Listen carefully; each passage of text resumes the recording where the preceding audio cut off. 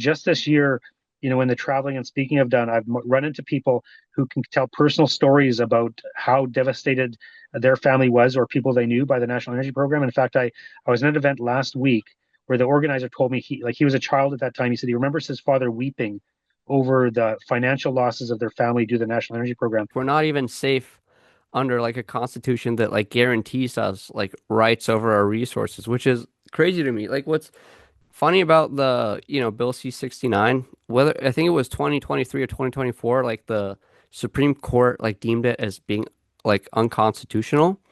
And so the government sort of took it as like, oh, okay, Stephen Guilbeault was like, oh, we'll make amendments or whatever to it. And nothing's like come out of it. There's no timeline. There's like nothing's changed. Like the bill is still in place. It's still having like its impact.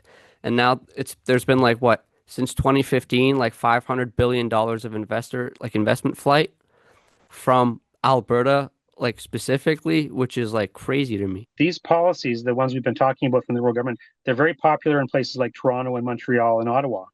And so those are the people who are electing, the politicians who are doing this. But it's not hurting them; it's hurting us. Like Yeah. it's pretty easy to vote for a politician who's going to hurt someone else, like 2 or 3,000 kilometers away. You know what I mean? Because you're Yep. not feeling it yourself. And so, like you said, we're not voting these people in. It's almost like a similar, to make an analogy to taxation without representation. Like it's Yeah. not necessarily, but policies being imposed on us that we don't even get to vote for. We're like, we vote in those elections, but we have such a small voice that we're not the ones who electing the people who are hurting us.